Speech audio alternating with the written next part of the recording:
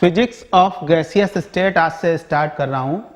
बहुत ध्यान से सुनिएगा, इसी को फिर केटीजी में काइनेटिक थ्योरी ऑफ गैस में ले जाऊंगा। ठीक है, सबसे पहले गैस के बारे में अगर हम बात करें, सिंपल एक गैस के बारे में कहा जाता है gas has no shape, no size. इसका कोई साइज नहीं होता है, इसका कोई शेप नहीं होता है, साथ ही साथ it is expendable,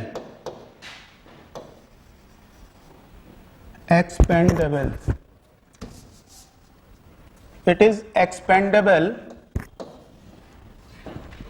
indefinitely।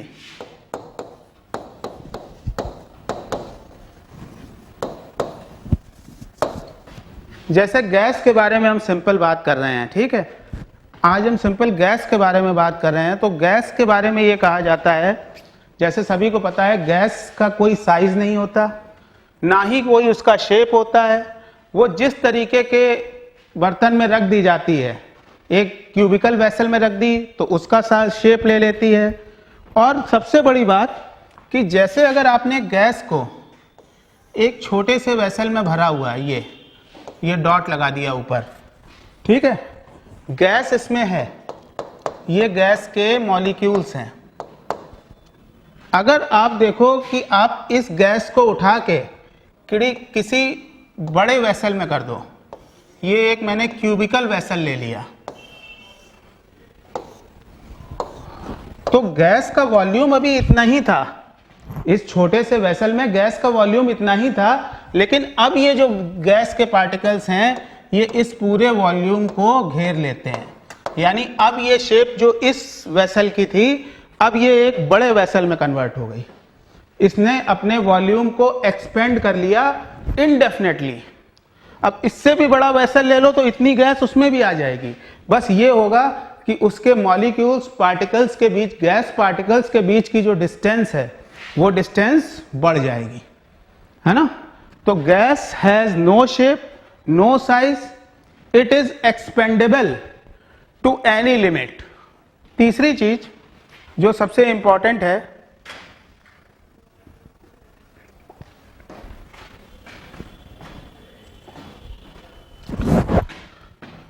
gas molecules are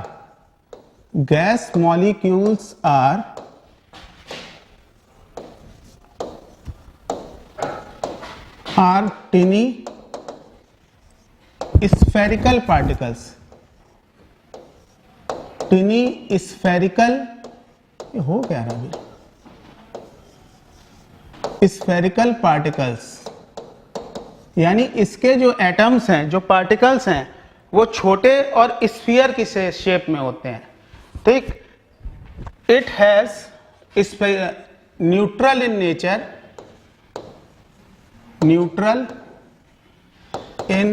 nature,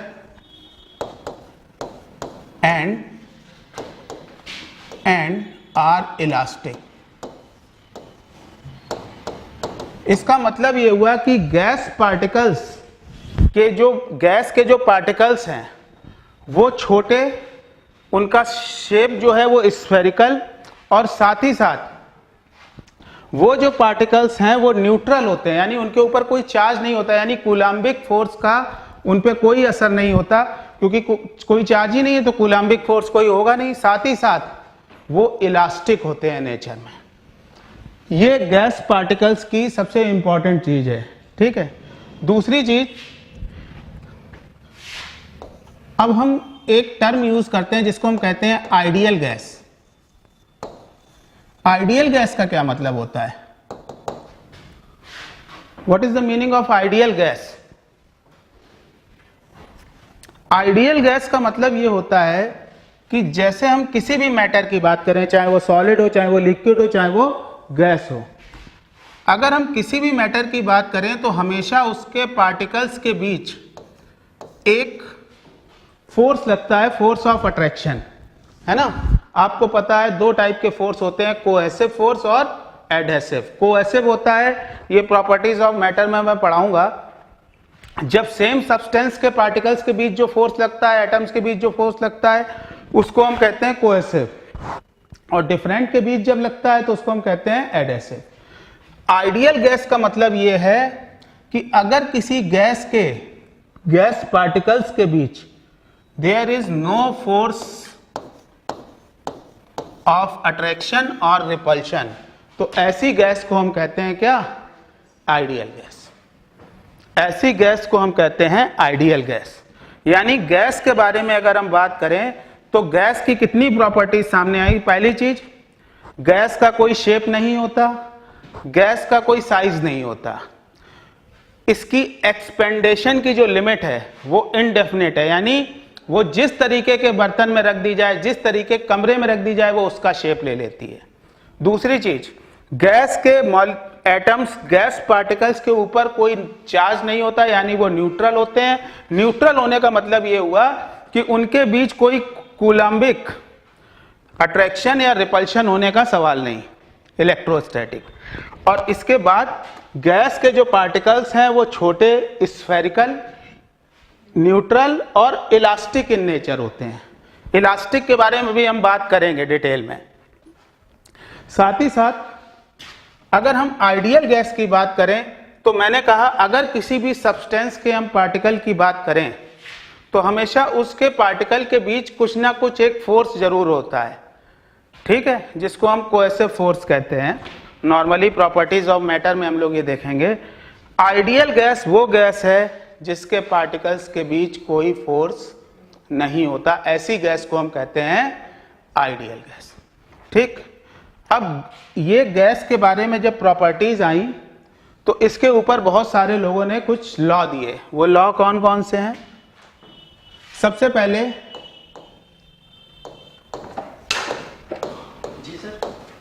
पहले लॉ कौन सा था?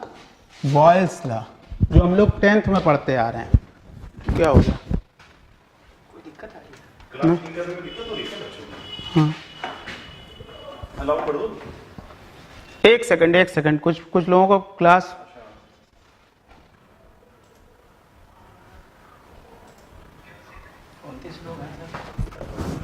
हेलो, अब सब लोग ज्वाइन कर गए? ठीक है सर। कई लोग खाली 28 लोग हैं। हाँ, पहले 13-15 ही दिखा रहा था। चलिए, हाँ, तो सबसे पहला लॉ दिया बॉयल ने। अब गैस के बारे में अगर हम बात करें तो गैस में 4-5 चीजें इंपॉर्टेंट हैं। वो कौन कौन सी चीजें हैं? सबसे पहली चीज गैस की अगर हम बात करें तो गैस का मास कितना है, अमाउंट ऑफ गैस कितना है। ठीक, यानी सबसे पहली चीज वो क्या हुई? मास ऑफ गैस, कितना गैस का अमाउंट हमने लिया है, मास ऑफ गैस। दूसरी चीज प्रेशर ऑफ गैस, अभी प्रेशर को और डिटेल में समझेंगे, प्रेशर ऑफ गैस। तीसरी चीज V मतलब वॉल्यूम ऑफ गैस। और चौथी चीज T मतलब किस टेम्परेचर पे गैस रखी हुई है। ये 4 जो क्वांटिटीज हैं इनको हम कहते हैं, अच्छा लास्ट स्लाइड देख लो अंजलि। अभी हम लोग, मैं सारी चीज रिवाइज कराऊंगा, ठीक है। अभी फिलहाल तुम जरा मेरी बात सुनो कि गैस के लिए क्या क्या चीजें जरूरी हैं। गैस, सबसे पहले mass of gas, P pressure of gas, V volume of gas and T temperature, किस टेम्परेचर पे गैस रखी गई है। ठीक, इसके ऊपर सबसे पहले बॉयल ने एक लॉ दिया और वो लॉ ये दिया कि अगर किसी गैस का मास और उसका टेम्परेचर कांस्टेंट रख दिया जाए, मास और टेम्परेचर कांस्टेंट रख दिया जाए, तो हमेशा उस गैस का जो प्रेशर होता है, प्रेशर उसके वॉल्यूम के इनवर्सली प्रोपोर्शनल होता है। इसको हम कहते हैं बॉयल्स लॉ। आपने पढ़ा होगा कि if we kept the temperature of a gas as constant then pressure of gas is inversely proportional to volume. This is known as Boyle's law. अब यहां से अगर तुम देखो तो सबसे पहली चीज, अगर हम P ले लें इस एक्सिस पे और इस एक्सिस पे ले लें वॉल्यूम, P और V के बीच अगर हम कर्व देखें बॉयल्स लॉ का, तो कैसा कर्व आएगा? y equals to 1/x। देखो P इक्वल्स टू 1/v है, y इक्वल्स टू 1/x, यानी ये कर्व कैसा आएगा? जैसे जैसे v बढ़ता जाएगा P लगातार कम होता जाएगा। क्लियर? इसके बाद अगर हम बात करें, अगर हम इसी P का ग्राफ, प्रेशर का ग्राफ 1/v के साथ देखें, तो देखो y बराबर mx, इक्वेशन दिख रही है, y बराबर mx। ये ग्राफ कैसा होगा? P का 1/v के साथ जो ग्राफ होगा वो कैसा होगा? एक स्ट्रेट लाइन जो कि ओरिजिन से पास होगी। लेकिन इस नियम में एक चीज ध्यान रखना जरूरी है कि हमने गैस का अमाउंट और उसका टेम्परेचर कांस्टेंट रखा हुआ है, ठीक? तब ये बॉयल्स लॉ वैलिड है। दूसरी चीज, एक दूसरे साइंटिस्ट आए, उन्होंने एक नया रूल दिया, एक नया लॉ दिया, वो कहलाता है चार्ल्स लॉ। चार्ल्स ने क्या कहा? बॉयल्स और चार्ल, है ना, इन्होंने क्या कहा कि अगर किसी भी गैस का मास और प्रेशर कांस्टेंट रखा जाए, मास और प्रेशर कांस्टेंट रखा जाए, तो हमेशा उस गैस का जो वॉल्यूम है उसके टेम्परेचर के डायरेक्टली प्रोपोर्शनल होता है। इसको कहते हैं हम क्या?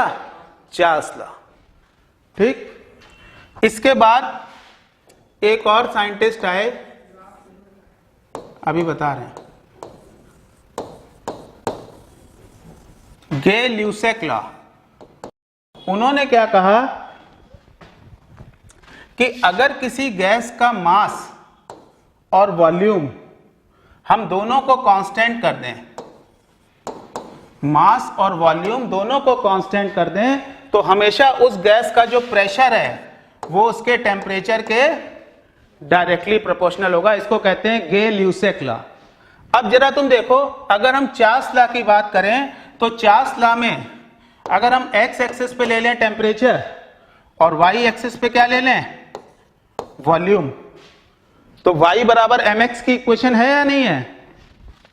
यानी ये एक स्ट्रेट लाइन होगी और वो पास कहां से होगी? ओरिजिन से। सिमिलरली अगर आप यहां पर देखो गे ल्यूसेक लॉ को, तो इसमें भी अगर तुम देखो तो अगर हमने मास और वॉल्यूम कांस्टेंट रखा है और y एक्सिस पे अगर हम प्रेशर ले लें, x एक्सिस पे हम टेम्परेचर ले लें, तो y बराबर mx का फिर ग्राफ और आ रहा है, क्योंकि pressure is directly proportional to temperature. ये दोनों के ग्राफ हो गए। यहां तक बात क्लियर है? यहां तक बात क्लियर है? अंजलि, अलीशा, सब लोग बताओ। ओके, आगे बढ़ते हैं। तो गैस में ये तीन लॉ जो हैं वो सबसे इंपॉर्टेंट है, Boyle's law, Charles law and Gay Lussac law. इसके बाद अगर हम बात करें तो एक और साइंटिस्ट आए, इन्होंने कहा Graham's diffusion law.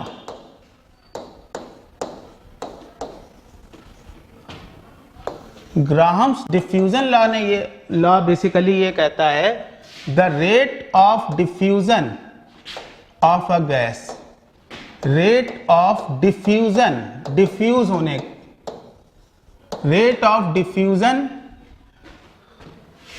Of a gas, rate of diffusion of a gas is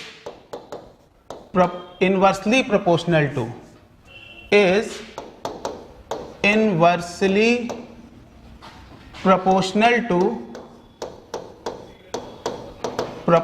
to square root of density, square root of density। यानी अगर हम ग्राम्स डिफ्यूजन लॉ की बात करें तो रेट ऑफ डिफ्यूजन डिफ्यूज हो रही है गैस हायर कंसंट्रेशन से लोअर कंसंट्रेशन। ये डिफ्यूजन होता क्या है? डिफ्यूजन क्या होता है? अगर एक कमरे के एक तरफ गैस की कंसंट्रेशन ज्यादा है और दीवार के दूसरी तरफ कंसंट्रेशन कम है, तो प्रेशर से ये जो डिफ्यूजन है ये कहां से कहां होगा? हायर कंसंट्रेशन से lower concentration. Rate of diffusion जो है that is inversely proportional to square root of density. इसको कहते हैं ग्राम्स डिफ्यूजन लॉ।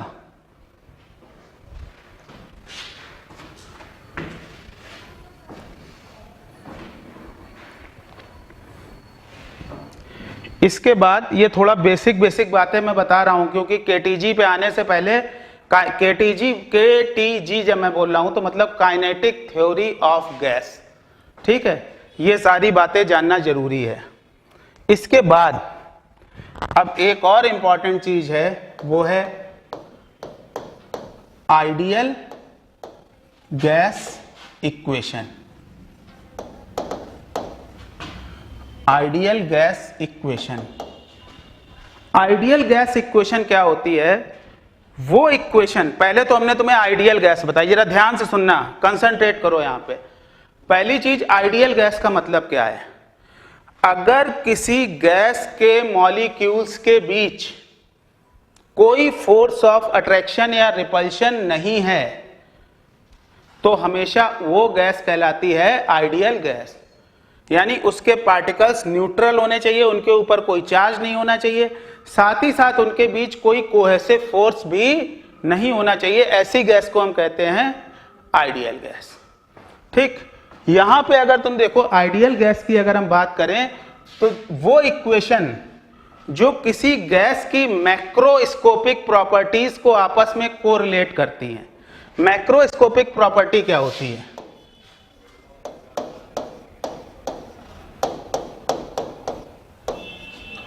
मैक्रोस्कोपिक और माइक्रोस्कोपिक को हम तुम्हें समझाते हैं। इधर देखो, पहली चीज मैं एक बार और बोल चुका हूं, मैक्रोस्कोपिक।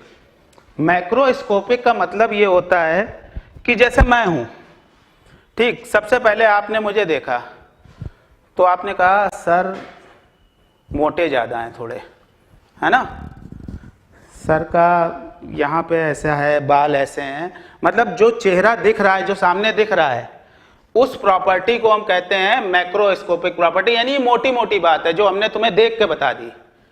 लेकिन अगर आपको मेरा कैरेक्टर फाइंड आउट करना है, मेरे नेचर के बारे में पता करना है, तो आपको मेरे साथ 1-2 दिन रहना पड़ेगा। उन प्रॉपर्टीज को हम कहते हैं माइक्रोस्कोपिक प्रॉपर्टी। क्लियर है बात? ये बात बता दो जरा, क्लियर है या नहीं? मैक्रोस्कोपिक क्या है और माइक्रोस्कोपिक क्या है? ये वर्ड फिजिक्स में बहुत यूज होता है। तो अगर हम एक गैस की बात करें, तो उसकी मोटी मोटी बातें कौन कौन सी हैं? मोटी मोटी बातें एक तो है P यानी प्रेशर, ठीक। दूसरी मोटी बात यह है V वॉल्यूम, और तीसरी मोटी बात यह है, और चौथी मोटी बात यह है कि कितने नंबर ऑफ गैस पार्टिकल्स हमने लिए हैं। गैस, ठीक, गैस के कितना अमाउंट लिया, कितने पार्टिकल्स लिए हैं। ये 4 मोटी बातें हैं, ठीक है। जो इक्वेशन, ध्यान देना, जो इक्वेशन इन चारों मैक्रोस्कोपिक क्वांटिटीज को आपस में कोरिलेट करती है, उस इक्वेशन को हम कहते हैं गैस इक्वेशन। यानी द इक्वेशन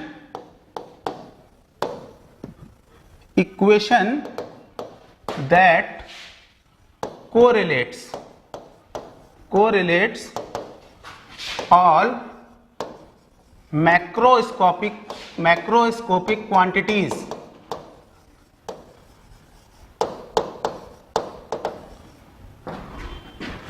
is called क्या? गैस, ठीक, यानी वो इक्वेशन जो मैक्रोस्कोपिक क्वांटिटीज को आपस में कोरिलेट करती है, यानी प्रेशर, वॉल्यूम, टेम्परेचर को आपस में कोरिलेट करती है, उसको हम कहते हैं मैक्रोस्कोपिक, उसको हम कहते हैं गैस इक्वेशन। अब सबसे पहले अगर हम गैस की बात करें तो गैस का जो वॉल्यूम है वो किस पे डिपेंड करेगा? सबसे पहली बात तो वो इस पे डिपेंड करेगा कि कितना मास गैस का हमने लिया है, कितना अमाउंट हमने गैस का लिया है। और गैस का अमाउंट किस पे डिपेंड करेगा? वो डिपेंड करेगा कि कितने नंबर ऑफ गैस पार्टिकल्स हैं, यानी V सबसे पहली चीज तो प्रोपोर्शनल किसके होगा? नंबर ऑफ गैस पार्टिकल, एक बात। दूसरी चीज, बॉयल ने कहा V is inversely proportional to P, कब? जब M और T कांस्टेंट हो। और तीसरी चीज, volume is directly proportional to temperature अगर प्रेशर कांस्टेंट हो। तो ये तीन बातों पे वॉल्यूम डिपेंड कर रहा है, ये दूसरी और ये तीसरी। अगर हम इन तीनों को लेके देखें तो एक बात निकल के आ रही है कि जो वॉल्यूम है वो तीन चीजों पे डिपेंड कर रहा है। किस किस पे? N के डायरेक्टली प्रोपोर्शनल, T के भी डायरेक्टली प्रोपोर्शनल, P के इनवर्सली प्रोपोर्शनल। ठीक, यानी अगर हम बात करें तो V is directly proportional to NT upon P। और यहां से अगर हम देखें तो PV बराबर PV is proportional to NT, यानी हम दूसरे शब्दों में कह सकते हैं PV upon NT, PV upon NT is some constant, PV upon NT is some constant. और ये जो कांस्टेंट है PV अपॉन NT, इसको हम कहते हैं K, और K होता है, यहां पर K कहलाता है बोल्ट्जमैन कांस्टेंट। बोल्ट्जमैन, यानी इक्वेशन यहां से ये निकल के आई PV बराबर KNT, where K is Boltzmann constant. और बोल्ट्जमैन कांस्टेंट की वैल्यू K इक्वल्स टू होती है 1.38 इंटू 10 टू द पावर -23, और इसकी यूनिट क्या होगी?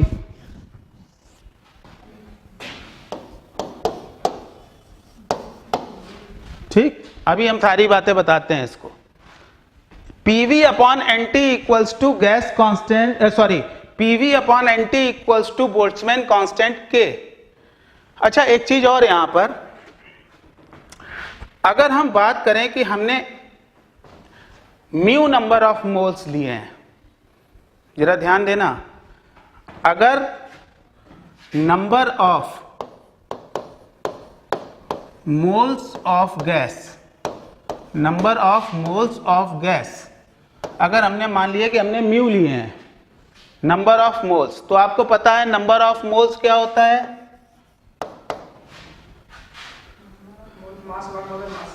हाँ, जैसे गैस की बात करें तो गैस में हमेशा एक तो आपने गैस का मास लिया स्मॉल m, और दूसरे गैस का m होता है मॉलिक्यूलर वेट, होता है नहीं होता?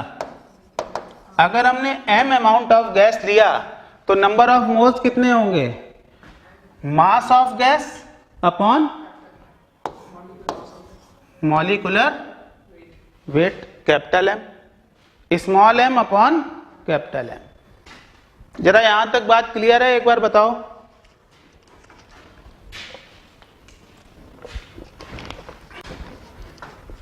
हेलो, यहां तक तो बात पता होगी आप लोगों को, नंबर ऑफ मोल्स की तक। अच्छा, अब ध्यान दो, ध्यान देना, मैंने गैस के n नंबर ऑफ पार्टिकल्स लिए थे, n नंबर ऑफ पार्टिकल्स लिए थे, तो मास किसका होगा? जो मास ऑफ गैस है ये किसका होगा? n नंबर ऑफ पार्टिकल्स का होगा, होगा या नहीं होगा? अच्छा, अगर हम बात करें वन मॉलिक्यूलर वेट में कितने नंबर ऑफ एटम्स होते हैं? हम लोगों ने पढ़ा है वो होता है एवोगाड्रो नंबर Na, जिसकी वैल्यू होती है, यही होता है।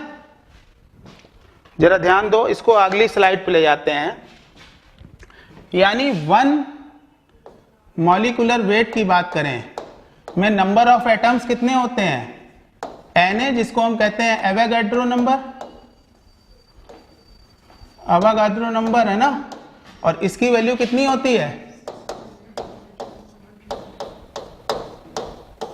यानी अगर हम नंबर ऑफ मोल्स की बात करें तो म्यू बराबर होगा कितना? Small m upon capital M, है ना। या इसको और हम क्या कह सकते हैं?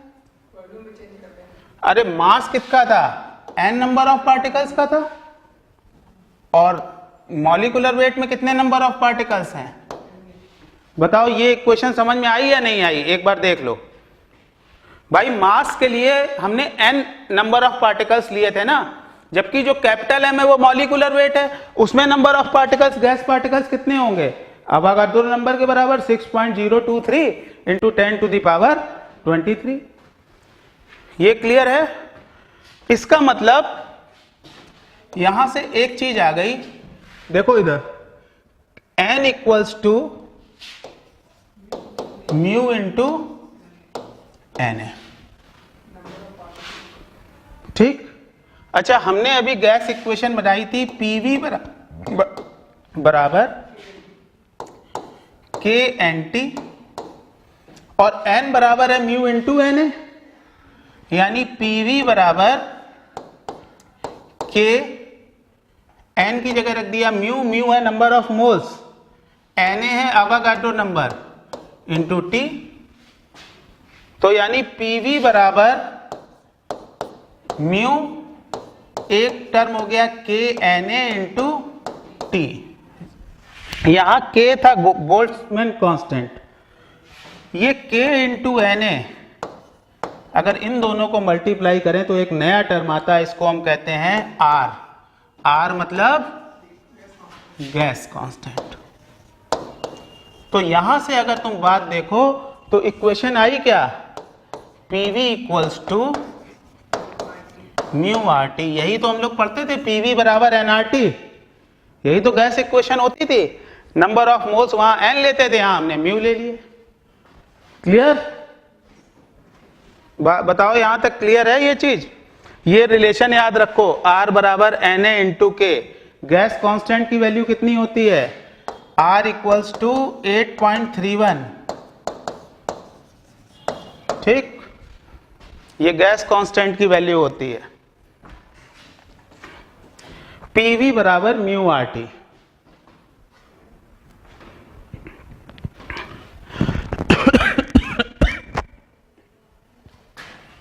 इसी इक्वेशन को अगर तुम देखो, इधर देखो, PV बराबर म्यू RT, जरा ध्यान देना। दूसरी तरीके से हम इस इक्वेशन को कैसे लिख सकते हैं?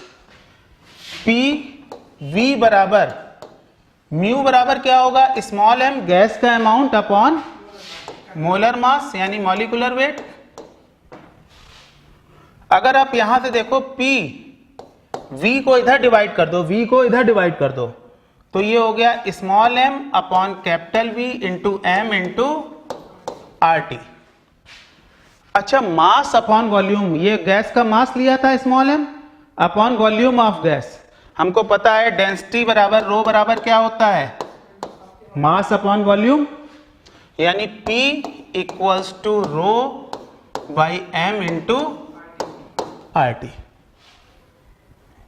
ये एक इक्वेशन, इसको दूसरे तरीके से लिख सकते हो, ठीक है। ये भी आइडियल गैस इक्वेशन है। यस यस, हाँ पे सुन, R की वैल्यू 8.31, वही यूनिट वही है, जूल पर मोल। इस तरीके से भी आप इसको लिख सकते हो। अब इसके बाद यहां तक मैंने आपको गैस के बारे में एक थोड़ा आइडिया दे दिया। देखो कि बॉयल्स लॉ क्या है, चार्ल्स लॉ क्या है, गे ल्यूसेक लॉ क्या है, ग्राम्स लॉ क्या है, आइडियल गैस इक्वेशन क्या है। इसके बाद अब हम लोग आगे बढ़ते हैं जो हमारा मेन टॉपिक है, और वो मेन टॉपिक है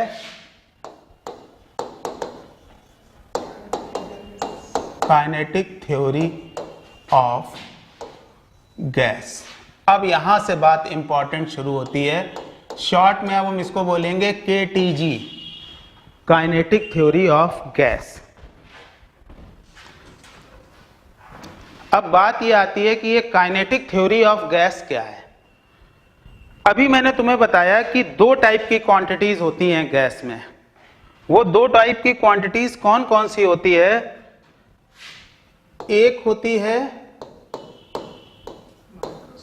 मैक्रोस्कोपिक, जिसमें हम लोगों ने कहा प्रेशर, वॉल्यूम, टेम्परेचर, और दूसरी होती है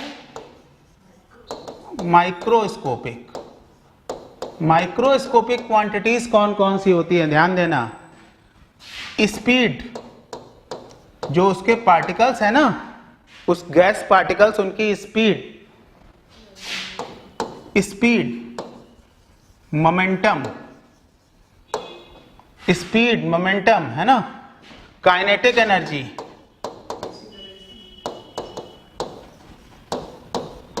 और जो थ्योरी इन macroscopic quantity pressure, volume, temperature को इन microscopic quantities speed, momentum, energy से कोरिलेट करती है, उनसे उनका आपस में रिलेशन बनाती है, उस थ्योरी को हम कहते हैं kinetic theory of gas. Clear है ये बात? ये बात क्लियर है या नहीं? एक बार बता दो भाई, लिख के बता दो। लिख देते हो तो अच्छा लगता है।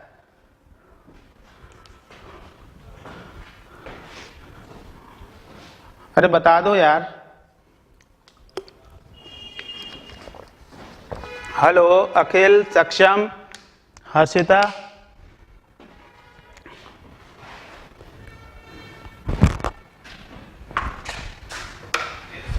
कनेक्शन चला गया।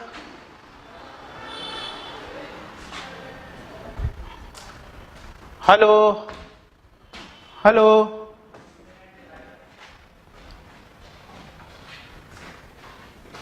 इंटरनेट चला गया। चला गया।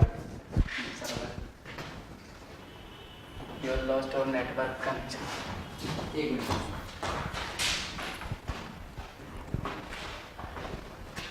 ये दिक्कत होती है ऑनलाइन में, एकदम से इंटरनेट कनेक्शन चला जाता है। समझ में आ रहा है बेटा?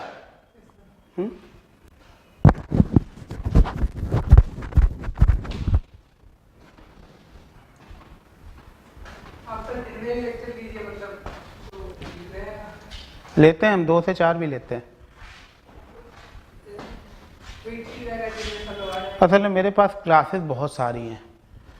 हाँ, अभी खैर ये सब बातें बेकार की है। दिन में भी लेता हूँ, और परसों होगी दिन में मेरी 2 से 4।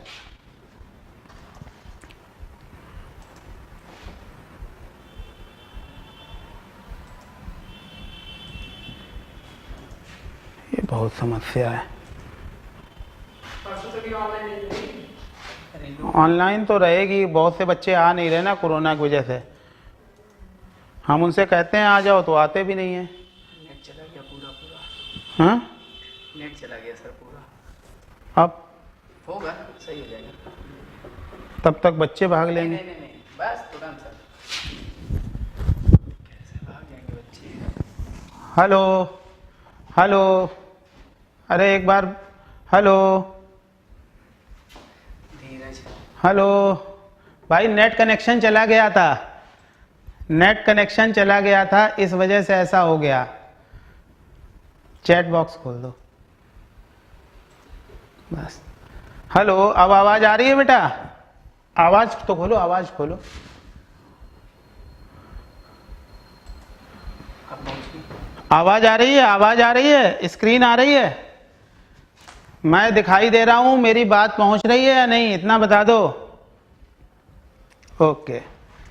हाँ, नेट कनेक्शन चला गया था एकदम से, इस वजह से रुक गया था।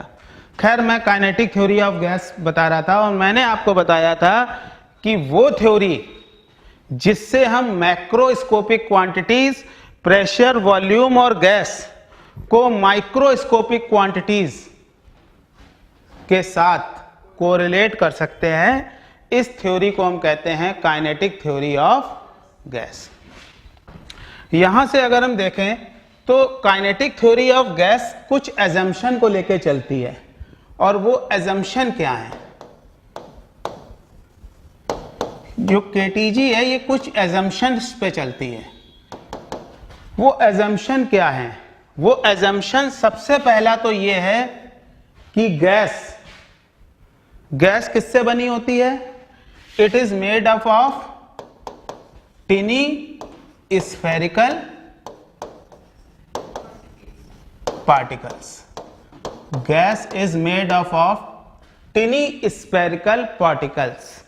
दूसरी चीज ध्यान देना, यहां पर ये टिनी स्फेरिकल पार्टिकल्स से मिलकर बनी होती है गैस, और इनके जो पार्टिकल्स होते हैं उसका मास केवल एक पॉइंट मास की तरह कंसंट्रेटेड रहता है। यानी गैस के जो पार्टिकल्स हैं इसका जो मास है ये एक पॉइंट मास की तरह कंसंट्रेटेड रहता है, और इसीलिए इन पार्टिकल्स को हम कहते हैं मॉलिक्यूल्स।